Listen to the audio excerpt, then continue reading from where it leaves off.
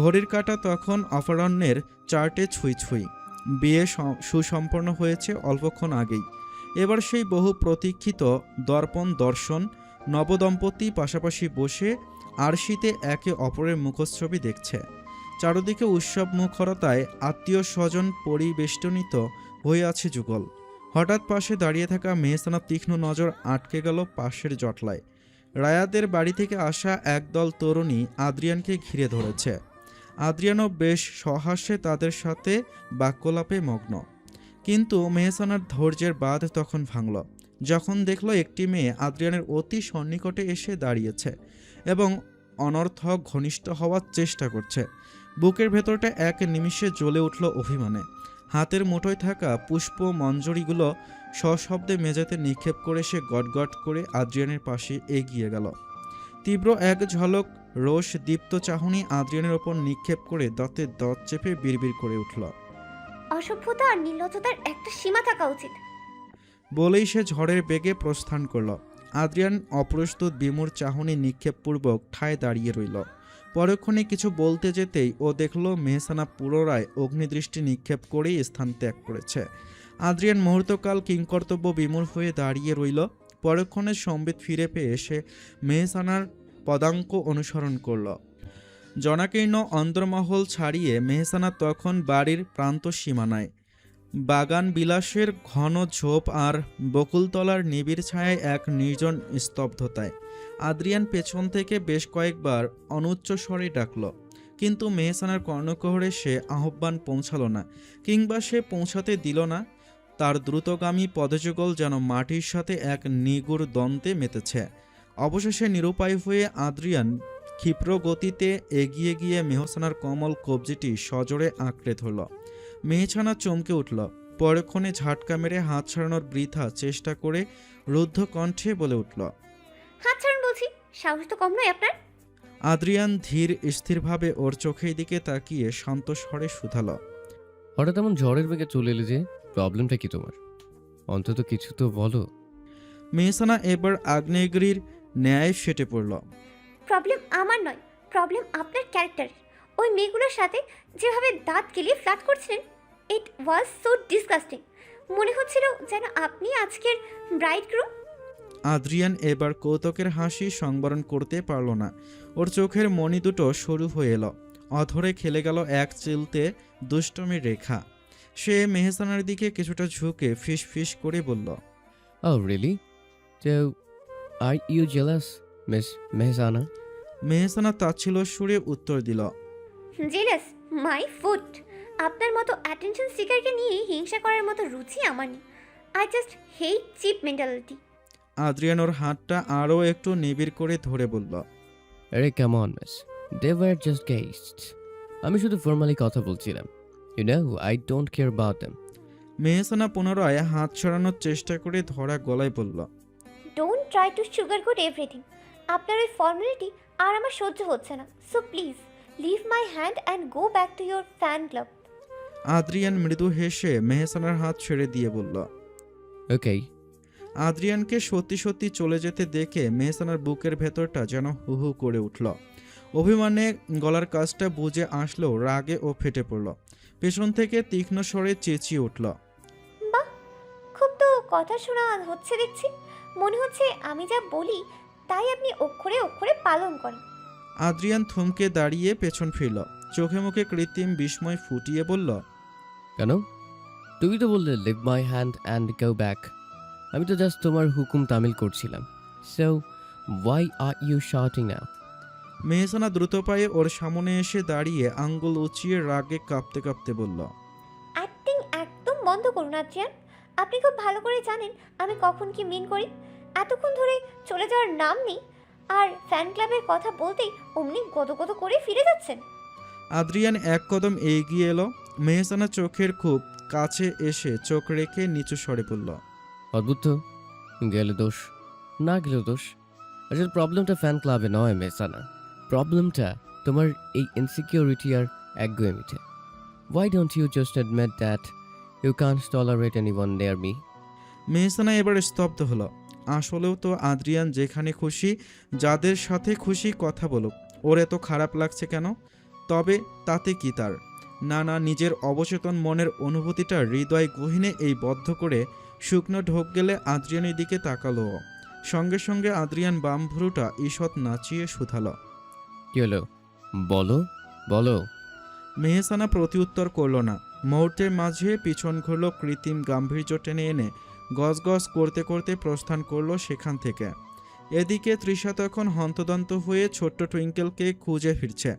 দোতলার ওই দীর্ঘ জনশূন্য করিডর ধরে হাঁটছিল ও। হঠাৎ এক জোরালো টানে ওর গতিপথ রুদ্ধ হলো। কিছু বুঝে ওঠার আগেই এক বলিষ্ঠ হাত ওর কবজিটা টেনে ধরল এবং মুহূর্তের ব্যবধানে তৃষা নিজেকে আবিষ্কার করলো একটি রুদ্ধদ্বার কক্ষের দরজার সাথে লেপ্টে থাকা অবস্থায়। ভয়ে আর বিস্ময়ে তৃষার আঁখি পল্লব নিমিষেই বুঝে এলো। হৃৎপিণ্ডের ধুকপুকানি যেন কানের পর্দায় আশ্রে পড়ছে। কাঁপা কাঁপা গলায় আর্তনাদ করতে যাবে, তখনই নাকে এসে লাগলো নীলগিরির পাইন বনের সজীবতার কথা মনে করিয়ে দেওয়া অতি পরিচিত সেই পারফিউমের ঘ্রাণ। ধীরে ধীরে চোখ মেলে তৃষা দেখল সামনে দাঁড়িয়ে স্বয়ং আর্য। আর্যর ওই তীক্ষ্ণ আর নেশাতুর চাহনি দেখে তৃষা কিছুটা আশ্বস্ত হলেও পরক্ষণে কপট রাগ ফুটিয়ে তুলল চোখে মুখে। ওষ্ঠাধর কিঞ্চিত ফুলিয়ে অভিমানের সুরে বলে উঠল, ও আল্লাহ, আপনি এমন অসভ্যতা করলেন কেন বলুন তো? জানটা প্রায় বেরিয়ে গিয়েছিল আমার। আর্য কোনো উত্তর দিল না। পরবর্তীতে সে আরও এক কদম এগিয়ে এলো। তাদের মধ্যকার ব্যবধানটুকু প্রায় শূন্যে মিলিয়েছে। এ তৃষার রেশমি চুলের গহীনে অরণ্যে নিজের মুখাবয়ব ডুবিয়ে দিয়ে এক গভীর তৃষ্ণাতুর দীর্ঘশ্বাস ত্যাগ করল আর্য। তৃষার গলার কাছে ওর তপ্ত নিঃশ্বাস আশ্রে পড়ছে। আর্য অতি মৃদু স্বরে বলল, এই বিয়ের চক্করে পড়ে কতক্ষণ নিজের জানটাকেই কাছে পাইনি বলো তো? দম আটকে আসছিল আমার। I was literally suffocating. Trisha এবার কিছুটা হকচকিয়ে গেল। আর্যর কথা শুনে ওর সরল মনে আশঙ্কার মেঘ জমল। ও খানিকটা ঘাবড়ে গিয়ে আর্যর বুক ঠেলে নিজেকে সরিয়ে নেওয়ার চেষ্টা করে শুধালো, সাফোকেশন? কিন্তু আপনার তো আগে কোনো শ্বাসকষ্টের সমস্যা ছিল না, হঠাৎ এমন কেন ফিল হচ্ছে এখন? আপনি ঠিক আছেন তো? আর্য তৃষার এহেন সারল্যে নিঃশব্দে হেসে উঠল। অতঃপর তৃষার কানের লতি ছুঁয়ে থাকা ঝুমকোটা আলতো করে নেড়ে দিয়ে রসিকতার সুরে বলল, স্টুপিড গার্ল, অক্সিজেন যদি সারাক্ষণ আড়ালে থাকে তবে কি সুস্থ মানুষের শ্বাস নিতে কষ্ট হয় না? আর্যর কথার অন্তর্নিহিত অর্থ বুঝতে তৃষার এক মুহূর্ত দেরি হলো না। লজ্জায় আর আবেশে তৃষার গাল দুটো নিমিষেই রক্ত জবার ন্যায় রাঙ্গা হয়ে উঠল। ও দৃষ্টি নত করে বিড়বিড় করে বলল, সবসময় উল্টাপাল্টা ডায়লগ শুনিয়ে আমায় দুর্বল করার চেষ্টা, হ্যাঁ?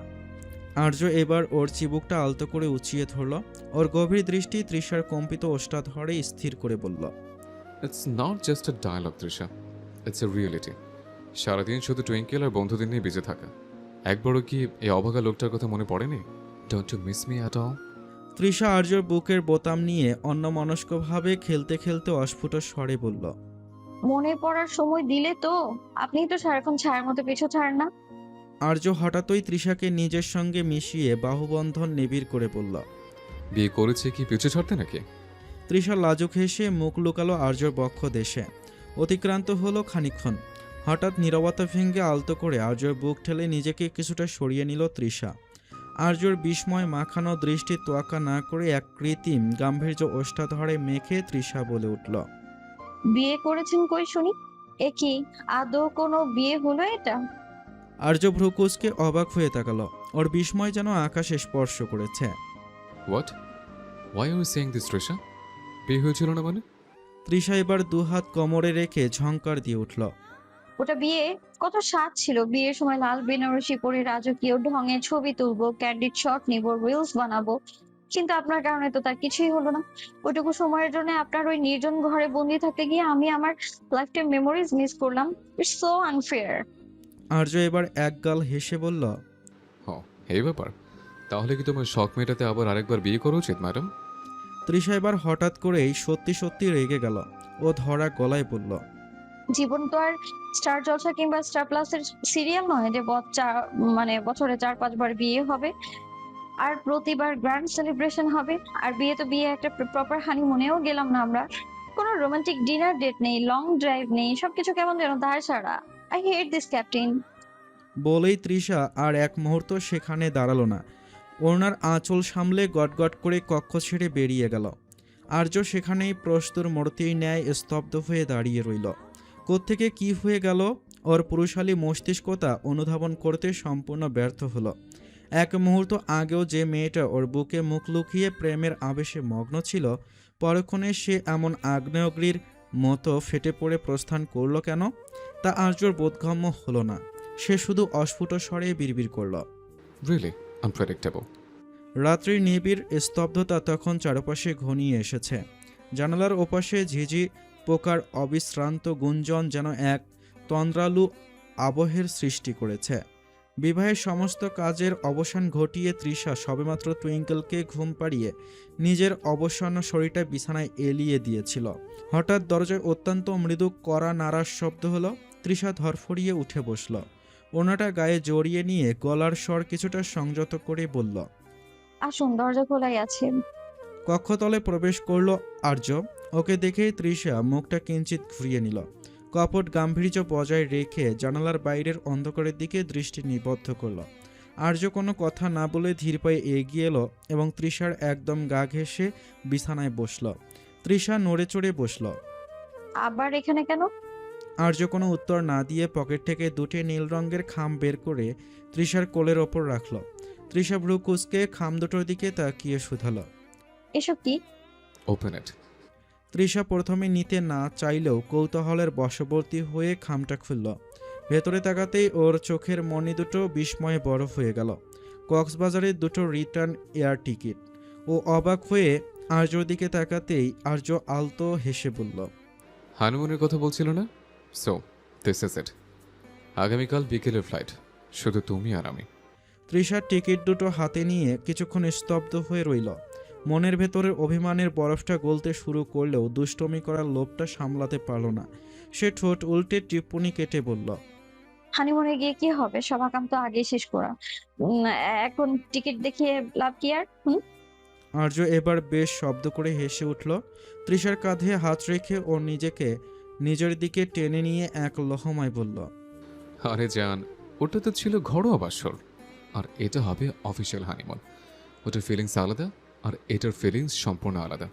Don't mix them up. Trisha আর্যর বুকে একটা মৃদু কিল মেরে লজ্জায় লাল হয়ে গেল। আর্য ওর কপালে একটা দীর্ঘ চুমু খেয়ে অস্ফুট স্বরে বলল, আসলে ক্যাপ্টেন কখনো তার লেডি লাভকে হারতে দেয় না। You won this round, my queen. দিগন্ত বিস্তৃত নীল জলরাশির অবতারিত বিস্তারের মাঝে নীলিমা এসে মিশেছে সমুদ্রের অতলে।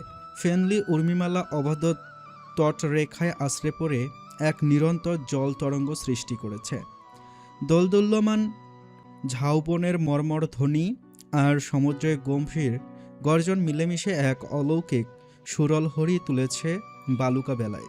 তপ্ত বালুকণা আস্ত রবির আলোয় স্বর্ণবর্ণ ধারণ করেছে। ঘণ্টাখানেক আগেই তৃষা, আর্য আর টুইঙ্কেল এসে পৌঁছেছে এই স্বপ্নীল সৈকতে। কথা ছিল এই যাত্রা হবে শুধু একজোড়া হৃদয়ের নিভৃত আলাপনের, কিন্তু ওই ছোট্ট পরিটিকে ছেড়ে আসা আর্যর পক্ষে যেমন অসম্ভব ছিল, তৃষার মাতৃত্ব সুলভ হৃদয়ও তা সইত না। আর্য দ্বিধায় ছিল ঠিকই, কিন্তু তৃষায় জেদ ধরে ছোট্ট টুইঙ্কেলকে সঙ্গে নিয়েছে। এখন এই সমুদ্র তীরে ওরা কেবল এক দম্পতি নয়, একটা পূর্ণাঙ্গ সুখী পরিবার। বর্তমানে ওরা সমুদ্রে একদম কোল ঘেঁষে দাঁড়িয়ে থাকা এক অভিজাত হোটেলের সুইটে অবস্থান করছে। কক্ষের এক প্রান্ত জুড়ে বিশাল কাচের দেয়াল, যা ভেদ করে বাইরের নীল জলরাশি আর ফেনলি সমুদ্রের উদ্দাম নৃত্য স্পষ্ট দৃশ্যমান। টুইঙ্কেল জানলার কাচের ওপর ছোট্ট ছোট্ট হাত রেখে উত্তেজনায় কাঁপছে। ও বারবার লাফিয়ে উঠে আর্য শার্ট নিচ থেকে টেনে ধরে আধো আধো কণ্ঠে আবদার করছে, পাপা লুক এট দ্য ওভেন, চলো না নিচে যাই, আমার সাদা ফেনাগুলো ধরবো। আর্য আলতো হেসে টুইঙ্কেলকে কোলে তুলে নিল। ওর নাকে নাক ঘষে আদুরে স্বরে বলল, নো প্রিন্সেস, এখন যাওয়া যাবে না। সান অলরেডি সেট করছে, আর এখন জ্বরের সময়। ইটস লিটল বিট ডেঞ্জারাস নাও। আমরা কাল সকালে যাব, ওকে? টুইঙ্কেল এবার সাহায্য প্রার্থী হয়ে ঠোঁট উল্টে তৃষার দিকে তাকালো। তৃষা তখন ড্রেসিং টেবিলের সামনে দাঁড়িয়ে নিজের অবিনষ্ট চুলগুলো ঠিক করছিল। আয়নায় আর্য আর টুইঙ্কেলের খুনসুটি দেখে ওর অধরে এক চিলতে মায়া মাখানো হাসি ফুটে উঠল। সে এগিয়ে এসে টুইঙ্কেলের চিবুক ছুঁয়ে বলল, আরে ডোন্ট বি আপসেট বেবি, পাপা তো ঠিকই বলেছে। এখন বাইরে অনেক ঠান্ডা, চলো আমরা বরং এই বড় গ্লাসটার সামনে দাঁড়িয়ে সমুদ্র দেখি। Look how beautiful it is.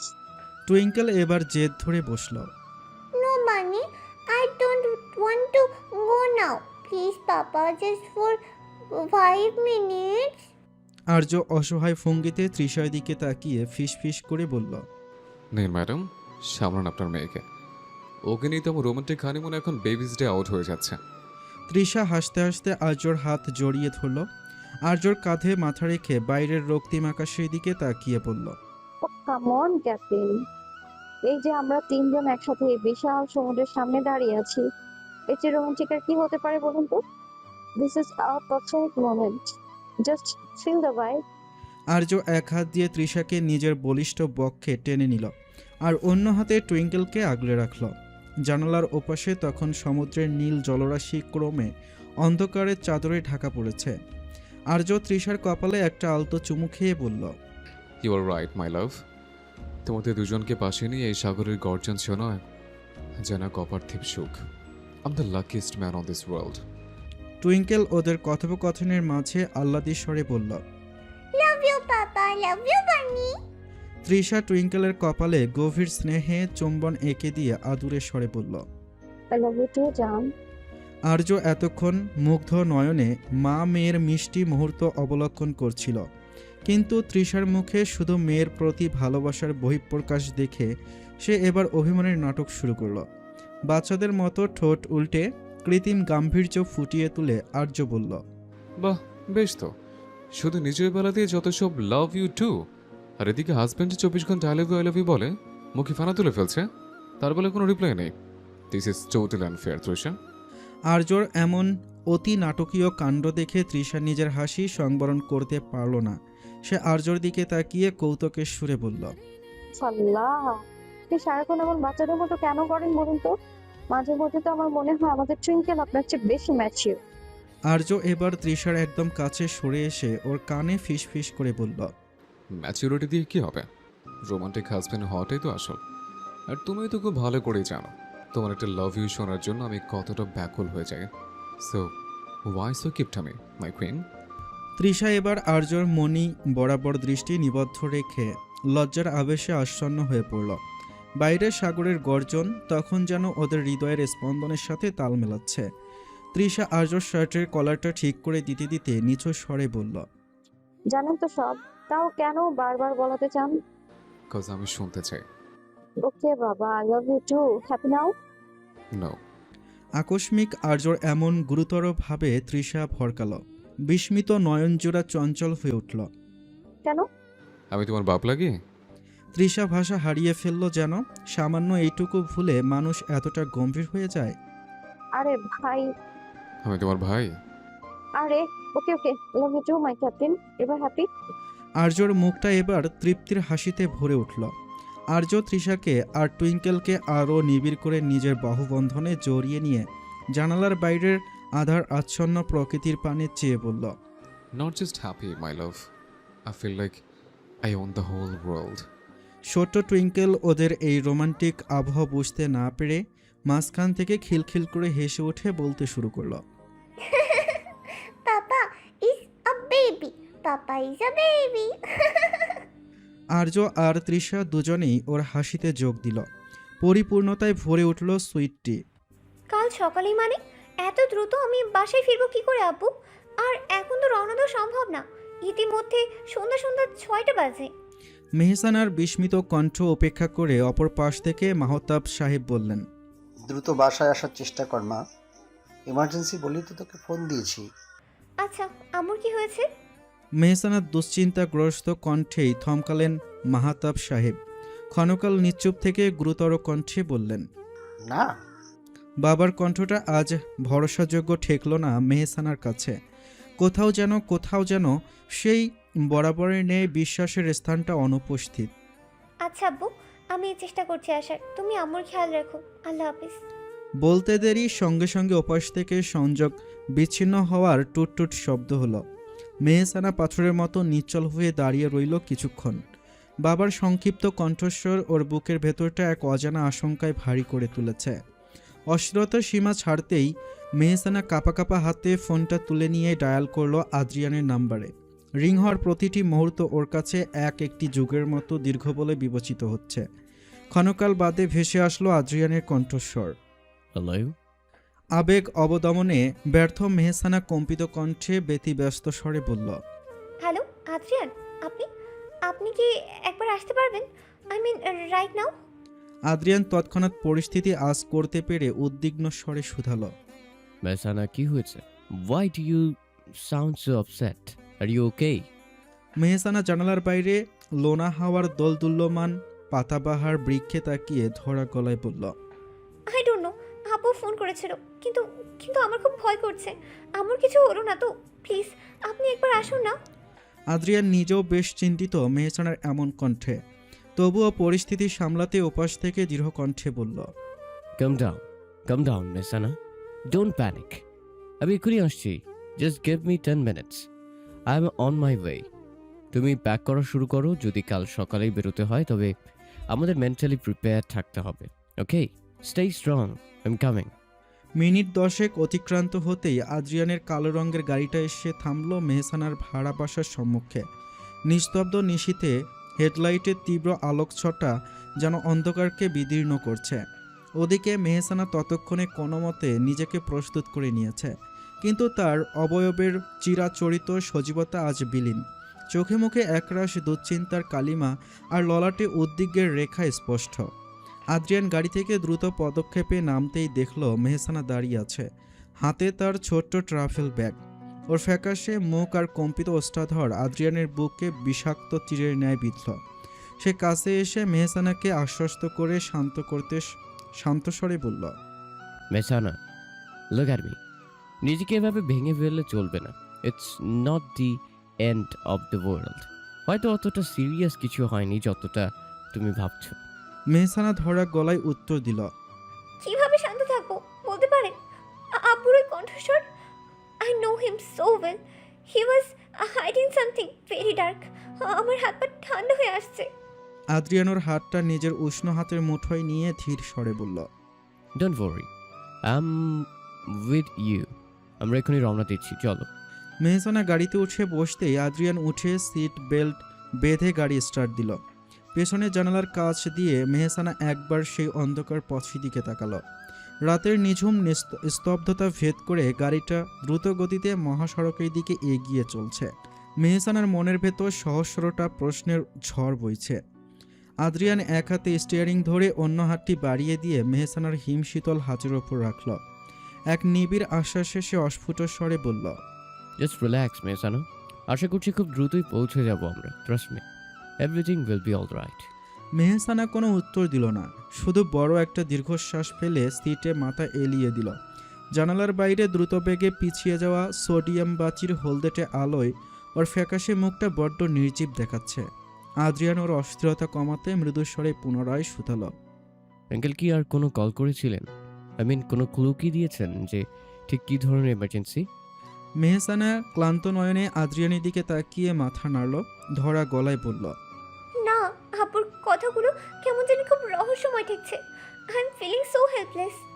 আদ্রিয়ানোর হাতের ওপর সামান্য চাপ দিয়ে অভয় দিয়ে বলল, ডোন্ট বি সো নেগেটিভ। আমি তো তোমার সাথে আছি। মাঝপথে কোনো ক্যাফে খোলা থাকলে আমরা কফি ব্রেক নেব। তোমার ব্রেইনকে একটু রেস্ট দেওয়া দরকার। Just try to close your eyes for a while. ভোরের আলো ফুটেছে বেশ খানিকক্ষণ আগে। সৈকতের বালুকা বেলা এখন অনেকটা শান্ত। কেবল দু একজন প্রাতঃভ্রমণকারীর পদচিহ্ন আঁকা পড়েছে সেখানে। তৃষা, আর্য আর টুইঙ্কেল তিনজনই এখন হোটেলের নিচে সমুদ্রের কাছাকাছি এক সিমসাম ক্যাফেতে বসে আছে। ঝাউবনের ফাঁক দিয়ে আসা ভোরের বাতাস তৃষার খোলা চুলে বিলি কাটতে তৎপর। আর্যর পরনে হালকা নীল রঙের লিনেন শার্ট, চোখে সানগ্লাস। টুইঙ্কেলকে নিজের কোলে বসিয়ে আর্য সযত্নে ফ্রেঞ্চ টোস্ট খাইয়ে দেওয়ার চেষ্টা করছে। তবে টুইঙ্কেলের মন পড়ে আছে বালুকা বেলায় আশ্রে পড়া সেই ফ্রেন্ডলি ঢেউগুলোতে। ও ছটফট করতে করতে বলল, পাপা ফিনিশ ফার্স্ট, আমরা সানগ্লাসের বানাবো। লুক, ওর বাচ্চাটা বানাচ্ছে। আর্য হেসে মেয়ের গাল টিপে দিয়ে বলল, ওয়েট প্রিন্সেস, আগে ব্রেকফাস্ট শেষ করো। We need energy to build a big castle, right? বানিকে রাখো, ও কত লক্ষ্মী মেয়ের মতো খাচ্ছে। তৃষা তখন হাতে কফির মগ নিয়ে সমুদ্রের দিগন্ত রেখার দিকে আনমনে চেয়েছিল। আর্যর কথা শুনে তৃষা মৃদু হেসে কফিতে একটা চুমুক দিল। তৃষা আর্যর দিকে তাকিয়ে মুগ্ধ স্বরে বলল, জানেন এই সময়টা কত পিসফুল, মনে হয় পৃথিবীতে জাস্ট থমকে গিয়েছে আমাদের জন্য। থ্যাংক ইউ ক্যাপ্টেন, আমাকে এখানে নিয়ে আসার জন্য। আর্য তৃষার চোখের দিকে গভীর দৃষ্টিতে তাকিয়ে নিচু স্বরে বলল, তোমাকে হাসি খুশি দেখতে পাওয়াটাই তো আমার মেইন গোল, মাই লাভ। আর এই সমুদ্র, এটা তো জাস্ট একটা ব্যাকড্রপ। আসল বিউটিতে আমার সামনে বসে আছে। তৃষা লজ্জায় একটু ইতস্তত করে কফির মগে মনোযোগ দিয়ে প্রসঙ্গ পাল্টাতে বলল, ও কাম অন, সবার সঙ্গে এমন ফ্লার্ট করবেন না তো। বাই দ্য ওয়ে, আজ কিন্তু আমি টুইঙ্কেলকে নিয়ে ওয়াটার বাইক রাইড দিব। ইউ আর নট ইনভাইটেড, ওকে? আর্য এবার কৌতুকের সুরে ভ্রু নাচিয়ে বলল, রিয়েলি? ক্যাপ্টেনকে বাদ দিয়ে water bike? It's like heart ছাড়া বডি। দেখবে মাঝ সমুদ্রে গিয়ে আমাকে মিস করবে। সো বেটার হয় আমাদের তিনজনকে একসাথে ইনভাইট করলে। টুইঙ্কেল এবার দুহাত তুলে চেঁচিয়ে উঠল, ইয়েস, উই অল থ্রি, পাপা, বানি অ্যান্ড মি, ইয়ে! তৃষা হেসে ফেলল। আর্য ওর হাতটা টেবিলের ওপর নিজের হাতের মুঠোয় নিয়ে আলতো চাপ দিল। তৃষা চোখ পাকিয়ে তাকাতেই আর্য বন্ধন আরও জোরালো করে অগচরে চোখ টিপ দিল ওকে। ঘড়ির কাঁটা তখন সকাল 9টা ছুঁই ছুঁই। আদ্রিয়ানের গাড়িটা মেঠোপথের একদম শেষ প্রান্তে এসে থমকে দাঁড়ালো। সামনে গলিটা এতটাই সংকীর্ণ যে চাকা ঘোরানোর উপায় নেই। আদ্রিয়ান ইঞ্জিন বন্ধ করতেই এক গভীর নিস্তব্ধতা যেন ওদের চারপাশকে আস্তে পৃষ্ঠে জড়িয়ে ধরল। যান্ত্রিক পদক্ষেপে গাড়ি থেকে নামলো মেহসানা। অতঃপর আদ্রিয়ানের দিকে এক ঝলক তাকিয়ে শুধু বলল, আমার পিছু পিছু আসুন। ব্যাস, আর কোনো বাক্যব্যয় না করে মেহসানা দ্রুত পদক্ষেপে এগোতে শুরু করলো। গলির পথ ধরে এগোনোর সময় মেহসানা দেখল রাস্তার মোড়ের পরিচিত মুখগুলো করুণ দৃষ্টি মেলে ওর দিকে তাকাচ্ছে। তবে সে দৃষ্টি উপেক্ষা করেই মেহসানা যত দ্রুত সম্ভব বাড়ির দিকে এগোলো।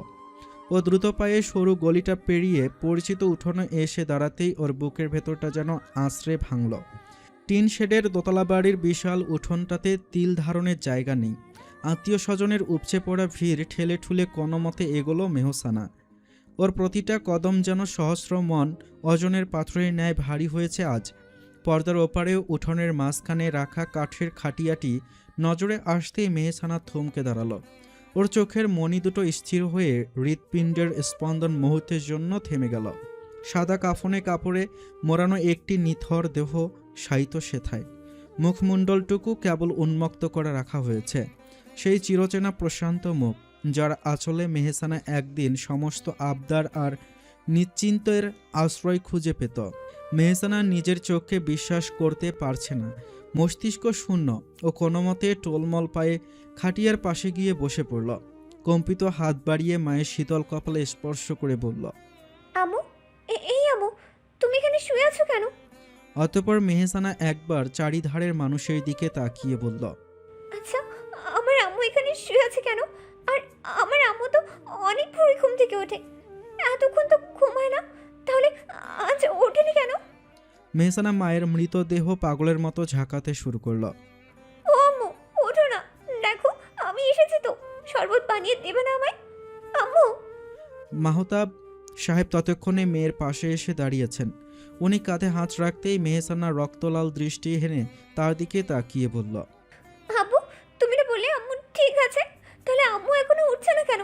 দেখেছো, এজন্যই বলতাম তুমি অন্তত আম্মুর খেয়াল রাখো, ঠিকমতো ওষুধগুলো দাও, নিশ্চয়ই অনেক দুর্বল হয়ে পড়েছে। মেয়ের আর্তনাদে শুষ্ক গাল গড়িয়ে দুফোঁটা অশ্রুকণা গড়িয়ে পড়ল মাহতাব সাহেবের। তিনি মেয়েকে ওঠাতে গিয়েও ব্যর্থ হলেন। মেহসানা ধুলোবালির মধ্যেই হাঁটু মুড়ে বসে পড়ল। পুনরায় মায়ের সমগ্র মুখে হাত বুলিয়ে বলল, এই আম্মু, উঠছো না কেন? মেহসানা উন্মত্তের মতো পুনরায় মায়ের নিথর দেহটা ঝাঁকাতে শুরু করতেই ভিড়ের মধ্য থেকে একজন মুরব্বী এগিয়ে এলেন। তিনি মেহসানার হাত দুটো শক্ত করে চেপে ধরলেন। অভিজ্ঞ চোখ ভিজে আসতে চাইলেও তিনি কণ্ঠস্বর কঠোর করে বললেন, থামো মা, এভাবে মুদ্দারকে নাড়াতে নেই, ওদের শরীরে বড় ব্যথা লাগে, ছেড়ে দাও ওকে। মেহসানা শূন্য চোখে তাকিয়ে বলল, ব্যথা লাগবে কেন?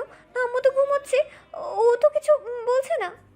মুরব্বী এবার সইতে না পেরে ধমকের সুরে বলে উঠলেন, পাগলামি করিস না মেহসানা। তুই কি বুঝতে পারছিস না তোর মা আর বেঁচে নেই? তোর মা মারা গেছে। ও আর কোনোদিনও চোখ মেলবে না। মারা গেছে। দুটো শব্দ তপ্ত সীসার মতো মেহসানার কানে গিয়ে বিঁধল। ও চারপাশের পৃথিবীটা হঠাৎ কেমন যেন দুলে উঠল। চোখের সামনে সব কিছু ঝাপসা হয়ে আসছে।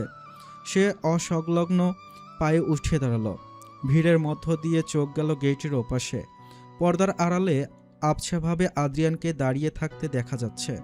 মুহূর্তেই মেহসানা হিতাহিত জ্ঞান হারিয়ে এক উন্মাদের মতো দৌড়ে গেল আদ্রিয়ানের কাছে। আদ্রিয়ান তখন বাইরে থাকা লোকজনের কাছে সব শুনে স্তম্ভিত হয়ে দাঁড়িয়েছিল। মেহসানা ওর শার্টের হাতা খামচে ধরে আর্তনাদ করে উঠল। ডাক্তার সাহেব, এই যে ডাক্তার সাহেব শুনুন, আপনি তো মস্ত বড় ডাক্তার। আপনি তো অনেক মুমূর্ষু রোগীকে বাঁচিয়ে তোলেন। আমার আম্মুর কি হয়েছে একবার দেখুন না। আদ্রিয়ান স্তব্ধ হয়ে মেহসানার রক্তলাল অশ্রু সিক্ত চোখের দিকে তাকিয়ে রইল। মেহসানা ওকে টানতে টানতে উঠোনের দিকে নিতে চাইল আর বলতে লাগলো, সবাই বলছে আমার আম্মু নাকি মারা গেছে। ওরা কিচ্ছু জানে না। আপনি চলুন, আম্মুকে একটা ইঞ্জেকশন দিন কিংবা অক্সিজেন দিন। আম্মু তো এখনই জেগে উঠবে। আপনি সুস্থ করে দিন না আম্মুকে, প্লিজ।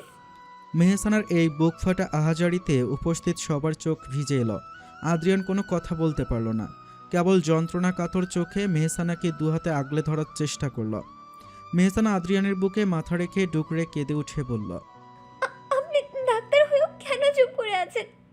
একবার বলুন না যে ওরা মিথ্যা কথা বলছে। একবার বলুন আম্মু এখনই চোখ মিলে তাকাবে। দীর্ঘক্ষণের জ্ঞান শূন্যতার সমাপ্তি ঘটিয়ে অবশেষে চেতনা ফিরল মেহসানার। হঠাৎ ওর বোধ হলো ও যেন এক অতলান্ত অন্ধকার গহ্বর থেকে উঠে আসছে। চোখের পাতা দুটো মেলতেই এক তীব্র যন্ত্রণা অনুভব হলো। অবিরাম ক্রন্দনের ফলে ফুলে রক্তিম বর্ণ ধারণ করেছে ওগুলো। নাসারন্ধে এখনও কাঁচামাটির আর আগরবাতির ঘ্রাণ লেগে আছে। মায়ের কবরের ওপর আশ্রে পড়ে কাঁদতে কাঁদতে কখন যে সে নিথর হয়ে গিয়েছিল তার হিসেব নেই। মেহসানা শ্লোথ নজরে চারপাশে তাকালো। ঘরের ভেতর বিকেলের ম্লান আলো এসে পড়েছে। মাহতাব সাহেব এতক্ষণ শিওরে বসেছিলেন, কিন্তু মেয়ের জ্ঞান ফেরার আগেই কোনো এক প্রয়োজনে উঠে বাইরে গেছেন। এখন ওর শয্যাপাশে নিঃশব্দে বসে আছে আদ্রিয়ান। ও আজ বড় দোটানায়। বাড়িতে ফোন করে কেবল এতটুকু জানিয়েছে যে জরুরি একটি কাজে ওকে শহরের বাইরে আসতে হয়েছে। মেহসানার বাড়িতে অবস্থানের বিষয়টি অতি সন্তর্পণে গোপন রেখেছে ও, কেননা ওর পরিবার যদি জানতে পারে মেহসানার মা মারা গেছেন তবে তারা সহমর্মিতা জানাতে এখনই এখানে চলে আসতে চাইবে। কিন্তু এই মুহূর্তে মেহসানার বাড়ির যে পরিস্থিতি তাতে কোনো নতুন মানুষের ভিড় বা বাড়তি আনুষ্ঠানিকতা আদ্রিয়ান মোটেও কাম্য মনে করছে না। আকস্মিক মেহসানার সামান্য নড়াচড়া টের পেয়েই সে ওর দিকে ঝুঁকে এলো। মেহসানা ধরফড়িয়ে উঠে বসল। ওর চোখের চাহনি তখনও ঘোরের মধ্যে। আদ্রিয়ানকে দেখেই ও পাগলের মতো ওর হাত দুটো খামচে ধরল। শুষ্ক ওষ্ঠাধর কাঁপিয়ে বিড়বিড় করে বলতে লাগলো, আমরা আমার বাড়িতে পৌঁছে গেছি। আমি তো বিছানায় ঘুমিয়ে পড়েছিলাম না, কিন্তু কিন্তু আমি আমি কত বাজে একটা স্বপ্ন দেখেছিলাম জানেন। মনে হচ্ছিল আম্মু আমাকে ছেড়ে চলে গেছে। একটা সাদা কাফনে আম্মু শুয়েছিল, সবাই কাঁদছিল। উফ আল্লাহ, কি ভয়ঙ্কর একটা দুঃস্বপ্ন, বাপরে বাপ। আদ্রিয়ান স্তব্ধ হয়ে রইল। মেহসানার এই অস্বীকার করার চেষ্টা ও হৃদয়ের রক্তক্ষরণ ঘটাচ্ছে। মেহসানা এবার বিছানা থেকে নামার চেষ্টা করে ব্যতিব্যস্ত হয়ে বলল, আমি এক্ষুনি আম্মুর কাছে যাব। আম্মু নিশ্চয়ই আমার জন্য শরবত বানিয়ে নিয়ে বসে আছে। কতক্ষণ ঘুমিয়েলাম আমি, আম্মুর রাগ করবে তো? আদ্রিয়ান ওর পথ আগলে দাঁড়িয়ে ধীর কণ্ঠে বলল, মেহসানা প্লিজ শান্ত হও, নিজেকে সামলাও প্লিজ। মেহসানা আদ্রিয়ানকে সরিয়ে দিতে চাইল, উন্মাদের ন্যায় আওড়ালো, কেন শান্ত হব? আম্মু একা আছে, আমি গিয়ে বলবো যে স্বপ্নটা কত খারাপ ছিল। শুনুন তো, আমাকে যেতে দিন। আদ্রিয়ান বিন্দু মাত্র নড়ল না। হঠাৎ মেহসানার মনের গহীনে সেই রূঢ় সত্যটা তীরের মতো বিঁধল। জানালার ওপাশে উঠোনের সেই শূন্য খাটিয়া আর আগরবাতির অবশিষ্ট অংশ ওর চোখে পড়তেই ও হিমশীতল বরফের ন্যায় জমে গেল। স্বপ্ন নয়, এটাই তবে ধ্রুব সত্য। মেহসানা এবার ভাত ভাঙ্গা কান্নায় ভেঙে পড়ল। ওর শরীরটা কাঁপতে কাঁপতে মেঝেতে লুটিয়ে পড়তে নিলে আদ্রিয়ান ক্ষিপ্র হাতে ওকে আগলে নিল। মেহসানা আদ্রিয়ানের বুকের মাঝে মুখ লুকিয়ে আর্তনাদ করে উঠল, কেন এমন হলো মিস্টার সার্জন? আম্মু কেন কথা বলছিল না? আমি এখন কাকে মা বলে ডাকবো? আমার আমার পৃথিবীটা কেন এক নিমিষে অন্ধকার হয়ে গেল? আদ্রিয়ান কোনো সান্ত্বনার ভাষা খুঁজে পেল না। ও কেবল পরম মমতায় মেহসানাকে নিজের বলিষ্ঠ বক্ষে জড়িয়ে ধরল। নিভৃত কোণ হতে ভেসে এলো গানের কয়েকটি কলি। অপরাহ্নের মিলান রৌদ্রালোক নীলাভ জলরাশির বক্ষস্থলে স্বর্ণালী মায়ার বিস্তার করছে। তটরেখায় আশ্রে পড়া অবাধ্য উর্মিমালার ফেনলি উচ্ছ্বাসে বেলা ফুরাবার তোড়জোড়। চরাচর গ্রাস করেছে সমুদ্রের আর্দ্র হিমেল হাওয়া। তৃষা আর আর্য বালুকাবেলার এক জনাকীর্ণ প্রান্তে দাঁড়িয়ে আছে। সমুদ্রের রূপান্তর অবলোকন করতে করতে তৃষা নিজের গায়ের ওপর ওড়নাটা একটু টেনে নিল। হাড় কাঁপানো না হলেও এই হিমেল বাতাসে অদ্ভুত শীতলতা মিশ্রিত। আর্য তৃষার এই সামান্য সংকুচিত হওয়াটা লক্ষ্য করল। সে নিঃশব্দে তৃষার একদম কাছে সরে এসে নিজের বলিষ্ঠ হাত দিয়ে ওর কাঁধ জড়িয়ে ধরল। আর্যর পৌরস উষ্ণতায় তৃষার মনে এক পরম আশ্রয়ের আভাস দিলেও পরক্ষণে ওর খেয়াল হলো ওরা বর্তমানে সৈকতের জনাকীর্ণ স্থানে রয়েছে। আশেপাশে অসংখ্য পর্যটকের আনাগোনা। তৃষা কিছুটা লজ্জিত হয়ে আর্য বাহুবন্ধন থেকে সরে যেতে চাইল। তৃষা মৃদুস্বরে বলল, আরে শান্ত মানুষজন কি ভাবছো বলো তো? সবাই এদিকেই তাকাচ্ছে। আর্য তৃষাকে সরতে না দিয়ে বরং বন্ধন আরও জোরালো করল। ওর অধরে সেই পরিচিত কৌতুক মাখা হাসি। তৃষার একদম কানের কাছে মুখ নিয়ে ও গভীর স্বরে বলল, লেট দ্যাম লুক। তাতে কি হয়েছে? আমি তোমার নিজের বউকে আগলে রেখেছি। আর এই লোনা বাতাসে তোমার এই কাঁপনেটি কমানোর রাইট তো কেবল আমারই, তাই না? তৃষা আর্যর বুকের শক্ত আবরণে নিজেকে সঁপে দিলেও লোকলজ্জার ভয়টা তখনও কাটেনি। সে আর্যর শার্টের হাতা খামচে ধরে ফিসফিস করে বলল, ক্যাপ্টেন, আপনার এই পাবলিক প্লেসে ডিসপ্লে অফ অ্যাফেকশন মাঝে মাঝে আমার না বড্ড বিব্রত করে। অন্তত ট্রিঙ্কেলের কথা তো ভাবুন, ও যদি রেখে ফেলে। আর্য তৃষার বোকা কথায় ঠোঁট চেপে হাসল। পাশেই টুইঙ্কেল তখন সাগরের ফেনা নিয়ে খেলায় মত্ত। আর্য তৃষার থুতনিটা আলতো করে উঁচিয়ে ধরে সরাসরি ওর চোখের মণি বরাবর দৃষ্টি নিবদ্ধ করল। দ্বিগুণ গাঢ় কণ্ঠে বলল, টুইঙ্কেল এখন ওর স্যান্ড ক্যাসেল নিয়ে ব্যস্ত। আর তাছাড়া ও তো জানি ওর পাপা ওর বাণীকে কতটা ভালোবাসে। So relax my queen, just feel the moment. Trisha লজ্জায় আর্যর বুকে মুখ লুকালো। আর্য ওর কপালে আলতো করে নিজের ওষ্ঠাধর শুইয়ে দেওয়ার পর মুহূর্তেই পাশ থেকে টুইঙ্কেলের তীক্ষ্ণ খুশির চিৎকার ভেসে এলো। পাপা মানে look here, see what I have made. ওরা দুজনেই কিছুটা অপ্রস্তুত হয়ে তড়িঘড়ি করে একে অপরকে ছেড়ে দিল। ওদের থেকে হাত দুয়েক দূরে টুইঙ্কেল বালুর এক চমৎকার দুর্গ বানিয়েছে। তৃষা আর আর্য হাত ধরাধরি করে ওর কাছে গিয়ে হাঁটু মুড়ে বসল। টুইঙ্কেল গর্বিত ভঙ্গিতে ক্যাসেলটা দেখিয়ে বলল, দিস ইজ আওয়ার হাউস। ওই দেখো বড় গেটটা, ওখান দিয়ে পাপা আসবে, আর ছোট গেট দিয়ে বানিয়ে আমি। তৃষা মুগ্ধ নয়নে ক্যাসেলটার দিকে তাকিয়ে বলল, ও মাই প্রিন্সেস, আমাদের ছোট্ট বাড়িটা একদম তোমার মতো কিউট হয়েছে। আর্য পাশ থেকে টুইঙ্কেলের বালুমাখা গালটা টেনে দিয়ে কৌতুকের সুরে বলল, বাট প্রিন্সেস, পাপার গেটটা বড় কেন? আমি কি খুব মোটা নাকি? টুইঙ্কেল খিলখিল করে হেসে উঠে আর্যর গলা জড়িয়ে ধরে গালে চুমু খেয়ে বলল, নো পাপা, তুমি তো সুপার হিরো, তাই তোমার এন্ট্রি বড় হওয়া চাই। তৃষা আর্যর দিকে তাকিয়ে মুচকি হাসল। আর্য তৃষার হাতটা নিজের হাতের মুঠোয় নিয়ে আলতো চাপ দিয়ে কানের কাছে মুখ নিয়ে ফিসফিস করে বলল, শুনলে তো বানি, সুপার হিরোর কুইন হওয়া কিন্তু চারটেখানে কথা নয়। So get ready for more romance. Trisha এবার মুঠোয় থাকা আর্যর হাতের তালুতে চিমটি কাটল।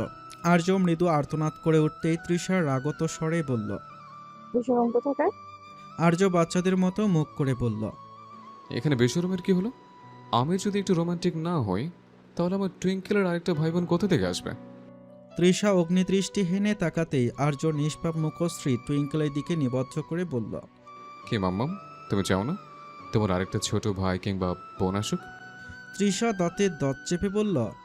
ক্যাপ্টেন, এদিকে পাপার প্রশ্নে ছোট্ট টুইঙ্কেল বালুমাখা হাতে তালি দিয়ে খুশিতে আত্মহারা হয়ে উঠল। নীলাভ নিষ্পাপ দুচোখের রাজ্যর কৌতূহল খেলে গেল। বাচ্চাটা আর্যর কোল ঘেঁষে দাঁড়িয়ে অতি উচ্ছ্বাসিত কণ্ঠে বলল, yes papa, I want a little brother for or sister. তাহলে আমি আমার স্যান্ড ক্যাসেলের ওই ছোট্ট গেটটা দিয়ে ওখানে ভিতরে ঢুকতে পারবো। আর আমার সব খেলাও শেয়ার করবো ওর সাথে। ইয়ে! টুইঙ্কেলের এমন অকপট আদুরে উত্তরে তৃষা যেন লজ্জায় একদম মাটির সাথে মিশে গেল। ও দ্রুত এদিক ওদিক তাকিয়ে দেখার চেষ্টা করলো কেউ ওদের কথা শুনে ফেলেছে কিনা। ওর ফর্সা গাল দুটো মুহূর্তেই লোহিত বর্ণ ধারণ করেছে। ও দাঁতে দাঁত চেপে আর্যর দিকে তাকিয়ে ফিসফিস করে বলল, ক্যাপ্টেন, আমি তো দেখছি লিমিট ক্রস করছেন আপনি। বাচ্চার সামনে এইসব কি বলছেন? ওর মাথা তো এখন এইসবই ঘুরবে। আর্য এবার তৃষার একদম কাছে সরে এলো।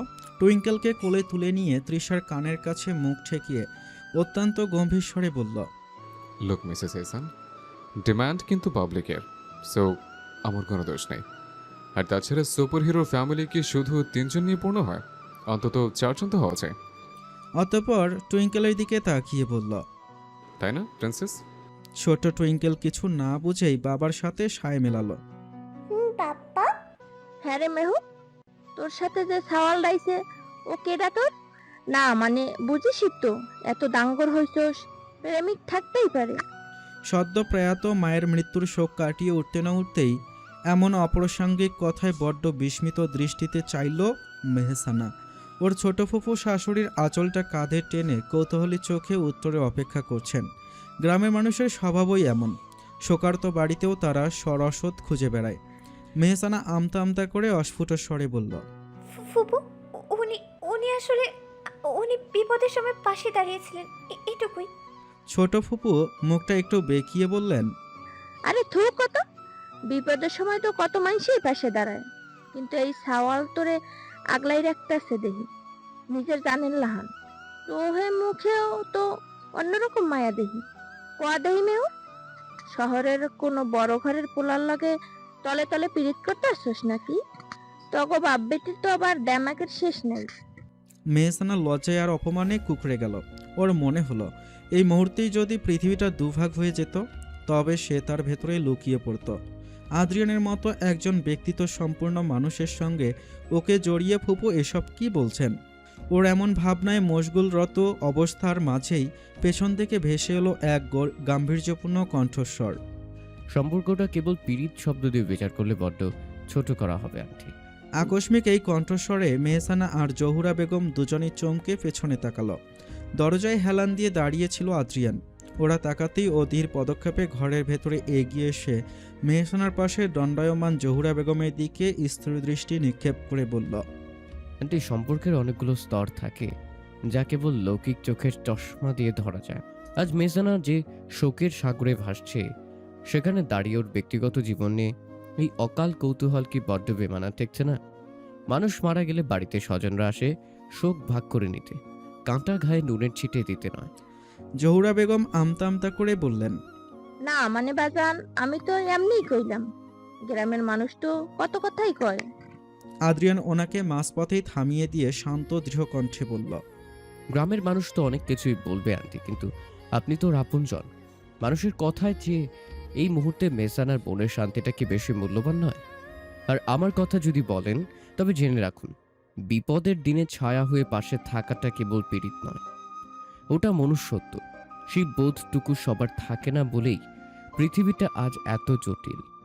যাই হোক, আপনার হয়তো বাইরে অনেক কাজ আছে, আপনি বরং সেদিকেই নজর দিন। আদ্রিয়ানের অকাট্য যুক্তি আর ব্যক্তিত্বের সামনে জহুরা বেগম আর এক মুহূর্ত দাঁড়ানোর সাহস পেলেন না। গজগজ করতে করতে ঘর থেকে বেরিয়ে গেলেন তিনি। মেহসানা অবাক হয়ে আদ্রিয়ানের দিকে তাকিয়ে রইল।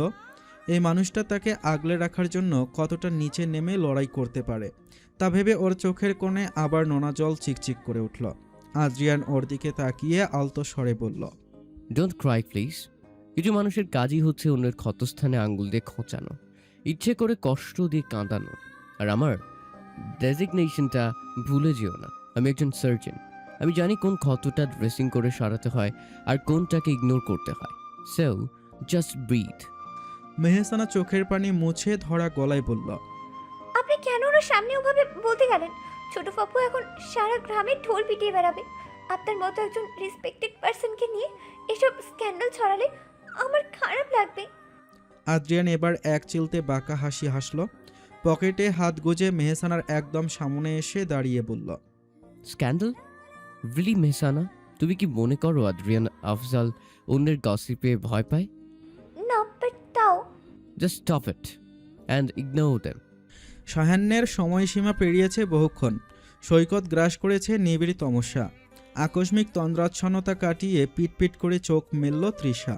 সঙ্গে সঙ্গে অনুভব হলো ও আর্যর প্রশস্ত বক্ষপিঞ্জরে একদম লেপ্টে আছে। আর্যর এক হাত ওর কোমরে শক্ত করে জড়ানো, যেন ঘুমের ঘোরেও সে তার এই অমূল্য সম্পদটুকু হাতছাড়া করতে চায় না। তৃষা কিছুক্ষণ স্থবির হয়ে রইল। আর্যর হৃৎপিণ্ডের ধুকপুক শব্দ আর শরীরের সেই পরিচিত মদির ঘ্রাণে আবার নেশাগ্রস্ত হয়ে পড়তে চাইল। হঠাৎ সম্বিত ফ্রিতেই ও আর্যর বাহুবন্ধন থেকে তড়িঘড়ি করে উঠে পড়ার চেষ্টা করল, কিন্তু বিধিবাম আর্যর অবচেতন মনের সেই সুদূর বন্ধন আরও একটু নিবিড় হলো।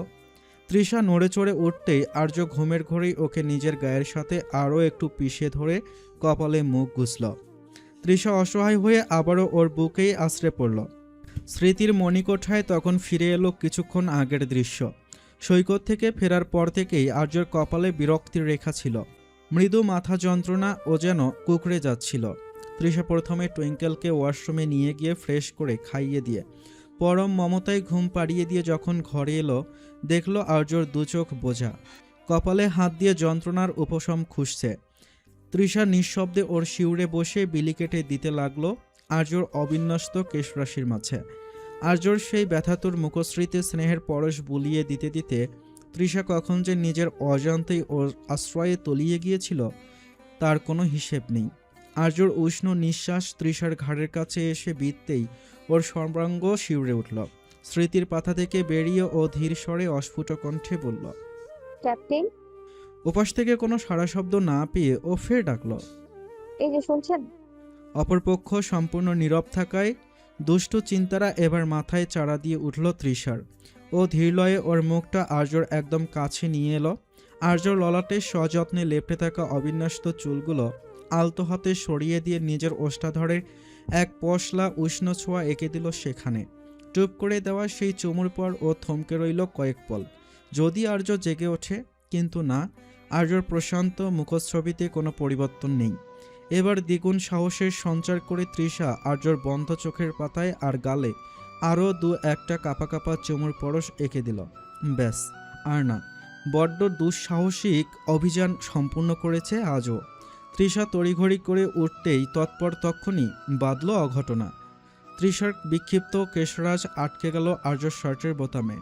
সজোরে টান লাগতেই বিশ্রীভাবে চোখ মুখ কুঁচকে আর্তনাদ করে উঠল তৃষা। পরক্ষণে চোখ মেলতেই বিস্ময়ের সীমার চূর্ণ করে তাজ্জব বনে গেল। ওর ধারণাকে সম্পূর্ণ ভুল প্রমাণ করে আর্যই ওর চুল টেনে ধরেছে। বিস্ময়ে বিমূঢ় তৃষা পলক ফেলতেও ভুলে গিয়েছে যেন। ও বিস্ময়াভিত কণ্ঠে আওড়াল, আপনি ঘুমাননি? আর্য কোনোরূপ প্রতিউত্তর করল না। ঝাটকা মেরে তৃষাকে বক্ষের স্থল বরাবর ফেলে ওর অবিন্যস্ত কেশরাজে মুখ গুজে ঘোরাচ্ছন্ন কণ্ঠে বলল, সাহস দেখছি বড্ড বেড়েছে ম্যাডাম। আর্যর এহেন কাণ্ডে মুহূর্তের মাঝে পানি শুকিয়ে তপ্ত মরুদ্যানে পরিণত হলো তৃষার হৃৎকুঠুরি। ও আমতা আমতা করে বলল, আসলে ওকে মাঝপথে থামিয়ে আর্য বলল, ঘুমিয়েও ইদানিং পুরুষ জাতি সেফ না দেখছে। তৃষার সমস্ত সংকোচ দূরীভূত করতে আর্যর এই কথাতেই যথেষ্ট ছিল। মুহূর্তেই লজ্জিত আনন বদলে ফুঁসে উঠে তৃষা বলল, নাটক করেন কেন এত? হ্যাঁ, একটুখানি মানে এমনই তো করেছি, তাতে কি হয়েছে? হ্যাঁ, খসে পড়েছে আপনার মুখ, কামড়ে দিয়েছে মনে হয় একদম। ক্রোধিত কণ্ঠে কথাগুলো শেষ করেই জিভ কাটল তৃষা। মনে মনে বলল, ছিছি, বলতে বলতে কতদূর বলে ফেলেছি, হায় আল্লাহ। তৃষা আর চোখে এক ঝলক আর্যর পানে চাইল। নির্লজ্জ লোকটা তখন ঠোঁট চেপে মিটিমিটি হাসছে। তৃষার মনে হলো ভূমি দুখণ্ড হোক আর ও তার গহ্বরে হারিয়ে যাক। লজ্জায় রীতিমতো লজ্জাবতী গাছের ন্যায় নুয়ে পড়েছে ও। তৎক্ষণাৎ ভেসে এলো আর্য কণ্ঠ, কামড়া টেস্ট করার ইচ্ছা আছে নাকি মিসেস এহসান? থাকলে পূরণ করতে পারেন, আমার কিন্তু কোনো আপত্তি নেই। ব্যাস, তৃষার লজ্জা আর দেখে কে? এতক্ষণ যা ও এইখানে বসে থাকা সম্ভব হচ্ছিল, আর্যর এমন কথাই সেটাও দুষ্কর হলো মুহূর্তেই। ও দ্রুত পদক্ষেপে নিজের বিছানা ছেড়ে উঠতে যেতেই সহসা ওর ওড়নার আঁচল বন্দী হলো আর্যের হাতের মুঠোয়। গলার ধারে ওড়নায় টান অনুভব হতেই তড়িৎ বেগে পিছু ফিরল তৃষা। আর্যর দুষ্ট দৃষ্টি তখন ওর দিকেই নিবদ্ধ। তৃষা কপট রাগ দেখিয়ে বলল, ওনা কেন ধরেছেন? ছাড়ুন বলছি। আর্য ওড়না ছাড়ল তো নাই, বরং হাতের বাঁধন আরও দৃঢ় করে এক অতর্কিত হ্যাঁচকা টান মারল। অপ্রস্তুত তৃষা মুহূর্তেই নিজের শরীরের ভারসাম্য হারিয়ে সশব্দে আছড়ে পড়ল আর্যের প্রশস্ত ও তপ্ত বক্ষপটের ওপর। হৃদস্পন্দন যেন এক লাফে দ্বিগুণ হয়ে গেল তৃষার। আর্য অধর কোণে বাঁকা হাসির রেখা ফুটিয়ে গভীর মাদকাময় কণ্ঠে ফিসফিস করে বলল, এত সহজে ছেড়ে দেওয়ার জন্য তো হাত বাড়াইনি madam. He committed a crime and now you have to pay the penalty. এত বড় একটা ভুল করে পার পেয়ে যাবে ভেবেছ? আর্যর ওষ্ঠাধরের এত কাছে সান্নিধ্য আর ওর গভীর কণ্ঠস্বরে তৃষার বুকের ভেতরটা কেঁপে উঠল। ও ভয়ার্ত কম্পিত কণ্ঠে শুধু আওড়াতে পারল, কি পেনাল্টি? তৃষাকে আর কোনো কথা বলার বিন্দু মাত্র সুযোগ দিল না আর্য। এক ঝটকায় তৃষার কাঁধের নরম ওড়নাটা টেনে এনে দিল দুজনের মুখাবয়ব। হালকা সুতি ওড়নার মায়াবী অন্তরালে বাইরের পৃথিবীর আলো আধারিকে আড়াল করে আর্য আলতো করে নিজের ওষ্ঠাধর ছুঁয়ে দিল তৃষার কাঁপতে থাকা ঠোঁটের ভাঁজে। এক লহমায় থমকে গেল চারপাশের সমস্ত কোলাহল, আর বসন্তের এক ঝড়ো হাওয়া এসে কাঁপিয়ে দিয়ে গেল তৃষার সমস্ত অস্তিত্বকে। জহুরা বেগম ধূপধাপ পা ফেলে উঠোন পেরিয়ে সোজা মাহতাব সাহেবের ঘরে গিয়ে ঢুকলেন। রাগে আর অপমানে তার নাক মুখ রক্তবর্ণ ধারণ করেছে। ঘরের তক্তপোষে মাহতাব সাহেব স্থির হয়ে বসেছিলেন। পাশে পাড়ার আরও 2-3 জন মুরব্বী বসা। জহুরা বেগম মাহতাব সাহেবের উদ্দেশ্যে গলা চড়িয়ে বলতে শুরু করলেন, ভাইজান, তোমরা তো দেখি কানে তুলা দিয়ে আসো, ঘরে যে আগুনের কুণ্ডলি পাল্টাছো এই খবর রাখো। মাইয়া তো শহরের পোলার লাগে একদম মাখামাখি শুরু করছে। আমি কইতে গেলাম বিহিত, আর ওই শ্যামরা আমারে ধমকায়। গ্রামে কি আচার বিচার বইলে কিছু নাই? মাহতাব সাহেব ফ্যাকাশে চোখে তাকালেন। পাড়ার মাতব্বর রহমত মির্জা খুক খুক করে কেশে বললেন, ঘটনা কি মাহাতাব? মাইয়াডারে নিয়ে দিই পাস কথা শুরু হয়েছে। ওই পোলার লগে মেহুর সম্পর্কটা কি? গ্রামের মানুষ কিন্তু কানা ঘোষা করতেছে। ওনাদের কথোপকথনের মাঝে জহুরা বেগম ঘর থেকে বেরিয়ে এলেন। তার চোখে মুখে চাণক্য নীতি। ভেতরের আসরে যা রটানোর তা তো রটিয়েই এসেছেন, কিন্তু তাতেও যেন তার তৃপ্তি মেলেনি। এমন সুস্বাদু খবর কি আর 4 দেয়ালের মাঝে আটকে রাখা সাজে? উঠোনের একপাশে জটলা পাকিয়ে থাকা মহিলাদের কানে কানে তিনি দিতে লাগলেন সেই খবরের রসদ। ফল মিলল হাতে নাতে। ভাদ্রের বাতাসে দাবানলের ন্যায় কথাগুলো মুহূর্তে ছড়িয়ে পড়ল সারা পাড়ায়। ধীরে ধীরে শান্ত উঠোনটি লোকে লোকারণ্য হয়ে উঠল। থমথমে নিস্তব্ধতার মাঝে সৃষ্টি হলো এক রুক্ষ গ্রাম্য সালিশের আবহ। কিছুক্ষণ বাদে সেখানে ডাক পড়ল আদ্রিয়ান ও মেহসানার। মেহসানা তখনও শোকের অতল গহ্বরে নিমজ্জিত। সদ্য মাতৃহারা মেয়ের দুচোখের শ্রাবণধারা যেন বাঁধ মানছে না। ডুকরে ওঠা কান্নায় ওর শীর্ণ শরীরটা কেঁপে উঠছে বারবার। ও টলমল পায়ে মাঝ উঠোনে এসে দাঁড়াতেই উপস্থিত নারী পুরুষের বাঁকা বিদ্রুপণাত্মক চাহনিগুলো তীরের ফলার মতো ওর বুকে ফুঁড়ে দিতে লাগলো। এক অসহ্য অবজ্ঞা আর কৌতূহল চারপাশ থেকে ঘিরে ধরল ওকে। আদ্রিয়ানের উদ্দেশ্যে রহমত মাতব্বর গম্ভীর স্বরে বললেন, কদেহি বাজান, তুমি কেডা? আমাকে মেহুর লগে তোমার পীড়িত কতদিনের? মেহসানা মাথা নিচু করে ফুপিয়ে উঠল।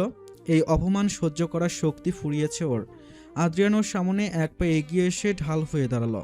ওর দুচোখে আগুনের হলকা, কিন্তু কণ্ঠে অসীম গাম্ভীর্য। দীর্ঘস্বরে ও বলল, আপনাদের এই জাস্টিস সিস্টেমের ধরন দেখে আমি সত্যি অবাক হচ্ছি। একজন মানুষ তার মাকে হারিয়েছে মাত্র কয়েক ঘন্টা আগে। তার সেই শোককে সম্মান না জেনে আপনারা বসেছেন তথাকথিত চরিত্র বিচার করতে। Is this your humanity? মাতব্বর এবার চোখ রাঙ্গালেন। শহরে বুলি রেখে কথা কও। মেহুর লগে তোমার সম্পর্ক কি? আদ্রিয়ান মাহতাব সাহেবের দিকে তাকালো, তারপরে সোজা মাতব্বরের চোখের দিকে তাকিয়ে বলল, সম্পর্কটা হলো সম্মানের। আমি মেহসানাকে পছন্দ করি এবং ওকে জীবন সঙ্গিনী হিসেবে পেতে চাই। আপনাদের ভাষায় যদি সেটাকে অপরাধ মনে হয় তবে সেই দায় আমার। But remember, Mehsana is my responsibility now. আমি ওর সম্মানে কাউকে আঁচড় কাটতে দেব না। জহুরা বেগম ফোঁস করে উঠলেন, পছন্দ করো মানেই কি সব হয়ে গেল? আমরা কি মইরে গেছি নাকি? বিয়ে ছাড়া এক লাগে এই গ্রামে থাকা চলবো না। আদ্রিয়ান এবার মাহতাব সাহেবের হাত ধরল, বিনীত তবে অটল স্বরে বলল, Mahtab uncle, I am sorry যে পরিস্থিতির কারণে এভাবে আমাকে কথা বলতে হচ্ছে। আমি আমার পরিবারকে সব জানাবো। কিন্তু তার আগে আমার মেহসানাকে একটা পরিচয় দেওয়া দরকার, যাতে এই অহেতুক অপমান থেকেও মুক্তি পায়। উঠোনে তখন গুঞ্জন শুরু হলো। গ্রামের মাতব্বর কিছুক্ষণ ভেবে বললেন, শোনো মাহাতাব, মায়াডার আর বদনামে রাখো না। পলাশ যেহেতু দায়িত্ব নিবার চায়, তাইলে ওইখানেই কথা পাকাপাকি হোক, বিয়ের দিন তারিখ ঠিক করে ফেলামো। মাহতাব সাহেব কেবল একটি দীর্ঘশ্বাস ছাড়লেন। বুকের ভেতরটা দুমড়ে মুচড়ে গেলেও সমাজের এই কাঠগোড়ায় দাঁড়িয়ে তিনি যেন পাথর হয়ে গেছেন। অন্যদিকে মেহসানা তখনও ঘোরের মধ্যে। ও চারপাশের পৃথিবীটা যেন ঝাপসা হয়ে এসেছে। মানুষের উচ্চবাচ্য ফিসফাস সবই ওর কানে পৌঁছাচ্ছে, বহুদূর থেকে আসা কোনো অস্পষ্ট গুঞ্জনের মতো। ও স্থির দৃষ্টিতে তাকিয়ে আছে কেবল আদ্রিয়ানের দিকে। ওর সেই চাহনিতে যেমন ছিল একরাশ প্রশ্ন, তেমনই ছিল অবুঝ এক আশ্রয় খোঁজার প্রবল আকুলতা। দরিয়াপুর গ্রাস করেছে নিবিড় তিমির। সুবর্ণপুর গ্রামের পার্শ্ববর্তী বিমলা নদীর কোল ঘেঁষে দাঁড়ানো গ্রামখানি। ভাদ্রে গুমট আকাশের বুক চিরে কিছুক্ষণ আগেই এক পশলা বৃষ্টি হয়ে গেল। এখনও দূর দিগন্তে মেঘের গুরু গুরু গর্জন সেই বৃষ্টির রেশটুকুই জানান দিয়ে যাচ্ছে। সিক্ত মাটির সোধা গন্ধে ভারী হয়ে আছে চারপাশ। এরই মাঝে সুসম্পন্ন হয়ে গেল আদ্রিয়ান ও মেহসানার এক অনাড়ম্বরপূর্ণ বিবাহ পরিণয়। লৌকিকতার কোলাহল শান্ত হতেই এক গাঢ় নিস্তব্ধতা এসে গ্রাস করেছে সমস্ত পরিবেশকে। যেন প্রকৃতিও এই অসময়ের মিলনের সাক্ষী হতে ক্ষণকাল মৌনব্রত পালন করেছে। নিস্তব্ধ কক্ষে বিছানার এক নিভৃত কোণে গুটিসুটি মেরে বসে আছে মেহসানা। আকস্মিক দরজার কপাট খোলার মৃদু শব্দ হলো। মেহসানা সখচিত হয়ে তাকিয়ে দেখল আদ্রিয়ান ধীর পায়ে ভেতরে প্রবেশ করছে। আদ্রিয়ানকে দেখা মাত্রই ওর সমস্ত অস্তিত্ব যেন কুঁকড়ে গেল। লজ্জায় আর আড়ষ্টতায় ও মাটির সাথে মিশে যেতে চাইল। আদ্রিয়ান মেহসানার এই সংকুচিত অবস্থানটা লক্ষ্য করল। আদ্রিয়ান ঘরের আলোটা একটু কমিয়ে দিয়ে মেহসানার দিকে কিছুটা দূরত্ব রেখে বসল। মেহসানা ধরা গলায় নিচু স্বরে আওড়ালো, আপনি আপনি কেন এমনটা করলেন? আপনার ফ্যামিলির কথা মনে নেই? ওনারা যদি আমাকে মেনে না নেয়, আর এই অসময় আমার নিজেকে খুব অপরাধী মনে হচ্ছে। আদ্রিয়ান গভীর দৃষ্টি মেহসানার পানে নিবদ্ধ করল। ও চিরচেনা সেই কৌতুকমাখা দৃষ্টি আজ বড্ড শান্ত। ও ধীরে স্থির কণ্ঠে বলল, রিল্যাক্স মেহসানা, জাস্ট ব্রিথ। আমার ফ্যামিলি চিন্তা তোমাকে করতে হবে না। I know how to handle my parents. তুমি কি মনে করো আদ্রিয়ান আফজাল কোনো ঠুনকো আবেগে এই ডিসিশন নিয়েছে? It was a necessity to protect your dignity, so don't guilt trip yourself. আদ্রিয়ানের অভয় বাণীতে মেহসানার ভেতরে জমাট বাঁধা ভয়টা কিছুটা হালকা হলো। ও চোখের কোণ মুছে আদ্রিয়ানের দিকে এক পলক তাকিয়ে ম্লান হাসল। আদ্রিয়ান এবার মুচকে এসে নিজের স্বভাবজাত ভঙ্গিতে ফিরে এলো। আদ্রিয়ান শার্টের হাতা দুটো গুটিয়ে মেহসানার একদম চোখের মণি বরাবর তাকিয়ে শ্লেষাত্মক কণ্ঠে বলল, ব্যাস, অনেক হয়েছে ইমোশনাল ড্রামা। এখন এই করুণ মুখটা বন্ধ করুন তো মিসেস আদ্রিয়ান। একদিনে এত সহ্য করা আমার পক্ষে ইম্পসিবল। আমি তো ভেবেছিলাম বিয়ের পর আপনি হয়তো আমাকে সাউন্ডবক্স স্টাইলে থ্যাঙ্কস দেবেন, কিন্তু আপনি তো দেখছি পুরো বোবা হয়ে গেলেন। মেহসানা এবার ভ্রু কুঁচকে তাকালো। আদ্রিয়ানের এই হঠাৎ পাল্টে যাওয়া মেজাজ ওর ভেতরে জড়তা ভেঙে দিল। ও তেরা স্বরে বলল, এই যে মিস্টার, আপনি কি ভাবছেন বিয়ে হয়েছে বলে আমি আপনার এই ফালতু কথাগুলো সহ্য করব? সাউন্ড বক্স কিনা সেটা কাল সকালেই টের পাবেন। আর ল্যাম্পপোস্টদের থ্যাঙ্কস দেওয়ার কোনো নিয়ম আমার জানা নেই। আদ্রিয়ান এবার অট্টহাসি হেসে উঠল। ও চেয়ারটা টেনে মেহসানার আরও একটু কাছে এসে বলল, ওয়াও, ব্যাক টু ফর্ম। এই তো আমার চেনা মেহসানা। লিসেন, এই ল্যাম্পপোস্ট এখন তোমার official guardian. So next time আমাকে হুমকি দেবার আগে ভেবে চিন্তে দিও। আমি হার্ট সার্জন, মনে আছে তো? হার্ট কাটাকাটি করা আমার বাম হাতের কাজ। মেহসানা এবার আর হাসি চেপে রাখতে পারল না। আদ্রিয়ানের এই অদ্ভুত রসবোধ ওর বিষণ্ণ মনে এক পশলা বৃষ্টি হয়ে নামল। ও মৃদু স্বরে বলল, আপনি একটা আস্ত ইডিয়েট। আদ্রিয়ান ওর দিকে তাকিয়ে গভীর স্বরে বলল, And this idiot is always fair for you, ma'am. Always. কেটে গেছে প্রায় বেশ খানিকক্ষণ। ঘরের স্তব্ধতা ছাপিয়ে কেবল ঘড়ির কাঁটার মৃদু টিকটিক শব্দ শোনা যাচ্ছে। আজর উন্মুক্ত প্রশস্ত বক্ষপটের ওপর এখনও মাথা রেখে শুয়ে আছে তৃষা। তার এলোমেলো চুলের গুচ্ছ আর্যর গলার কাছে সুরসুরি দিচ্ছে, কিন্তু কারো মধ্যেই যেন নড়ার বিন্দুমাত্র তাগিদ নেই। আর্যর এক হাত তৃষার পিঠের ওপর আলতো করে রাখা, যেন এক অদৃশ্য সুরক্ষা বলয়ে ওকে আগলে রেখেছে। তৃষা যখন ঘোর কাটিয়ে সন্তপর্ণে হাতের বাঁধন শিথিল করে উঠতে চাইল, ঠিক তখনই আর্যর আঙ্গুলগুলো ওর চিবুক ছুঁয়ে দিল।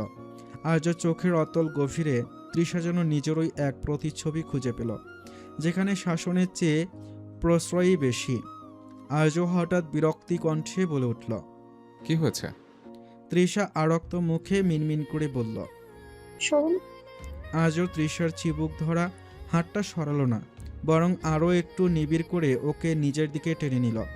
ওর চোখের সেই তীক্ষ্ণ চাহনি তৃষার হৃদস্পন্দনকে যেন নতুন করে অস্থির করে তুলছে। তৃষা কোনো মতে দৃষ্টি সরিয়ে নিয়ে অস্ফুট স্বরে বলল। ওভাবে কেন তাকিয়ে আছেন? কি হয়েছে বলুন? আপনার মতলবটা তো ভালো ঠেকছে না। আর্যর ওষ্ঠাধরে তখন এক অদ্ভুত বাঁকা হাসির রেখা ফুটে উঠেছে। ও তৃষার কানের কাছে মুখ নিয়ে এলো। ওর তপ্ত নিঃশ্বাস তৃষার ঘাড়ের কাছে আশ্রে পড়তেই তৃষা চোখ বুজে ফেলল। আর্যর নেশাক্ত কণ্ঠে গুনগুনিয়ে গেয়ে উঠল।